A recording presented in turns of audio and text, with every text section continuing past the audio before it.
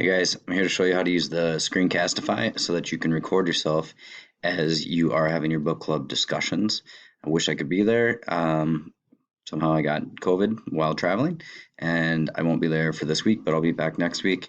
And this is how you guys are going to send me your discussions so that I can put it into Gradebook. This will be graded. Um, on your home screen here, you're going to have one person from your group go up, and you got this little puzzle piece looking thing for extensions.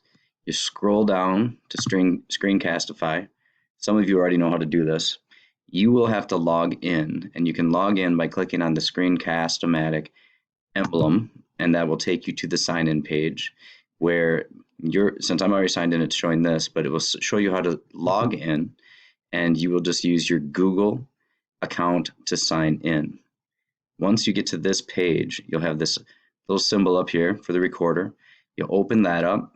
You might have to allow your recorder to work and your microphone to work, and you'll just click on that.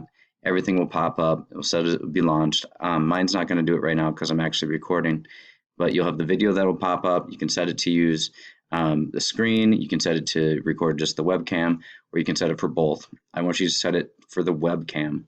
So as you press record and it starts, you're going to have your book discussion.